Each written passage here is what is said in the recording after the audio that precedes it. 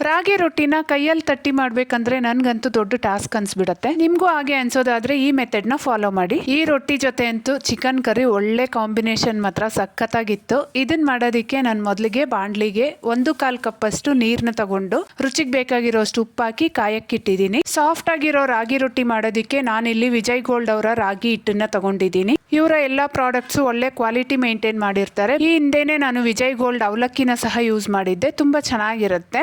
1 cup ರಾಗಿ ಹಿಟ್ಟಿಗೆ 1-2 table spoon ಅಷ್ಟು ಗೋಧಿ ಹಿಟ್ಟನ್ನ ಹಾಕೊಂಡು ಕುದೀತಾ ಇರೋ ನೀರಿಗೆ ಹಾಕಿ ಸ್ಟವ್ನ ಆಫ್ ಮಾಡಿ ಚೆನ್ನಾಗಿ ಮಿಕ್ಸ್ ಮಾಡ್ಕೊಂಡು ಒಂದ್ ಸ್ವಲ್ಪ ತಾಗೆ ಬಿಡಬೇಕು. ಸ್ವಲ್ಪ ಗೋಧಿ ಹಿಟ್ಟು ಹಾಕೋದ್ರಿಂದ ರೊಟ್ಟಿ ಮುರಿಯಲ್ಲ. ನಂತರ ಕೈಯಲ್ಲಿ ಮುಟ್ಟೋಷ್ಟು ಬೆಚ್ಚಗಾದ್ಮೇಲೆ ಚೆನ್ನಾಗಿ ನಾದ್ಕೊಂಡು ಚಪಾತಿ ಹಿಟ್ಟನ್ನ ಅದಕ್ಕೆ ಕಲಿಸ್ಕೋಬೇಕು. ಈಗ ಈ ಹಿಟ್ಟನ್ನ ಚಪಾತಿ ತರ ತುಂಬಾ ಗಟ್ಟಿಯಾಗಲ್ದೆ ಒಂದ್ ಸ್ವಲ್ಪ ಸಾಫ್ಟ್ ಆಗಿ ಲಟ್ಸ್ಕೊಂಡ್ರೆ ಎಷ್ಟು ತೆಳುವಾಗಿ ಬೇಕೋ ಅಷ್ಟು ತೆಳುವಾಗಿ ಬರುತ್ತೆ. ಸ್ಟವ್ನ ಹೈ ಫ್ಲೇಮ್ ಅಲ್ಲಿ ಇಟ್ಕೊಂಡು ಬೇಕಿದ್ರೆ ಎಣ್ಣೆ ಹಾಕೊಂಡು 2 ಕಡೆ ಬೇಯಿಸ್ಕೊಂಡ್ರೆ ಸಖತ್ ಸಾಫ್ಟ್ ಆಗಿರೋ ಹೆಲ್ದಿ ರಾಗಿ ರೊಟ್ಟಿ ರೆಡಿ ಆಗುತ್ತೆ.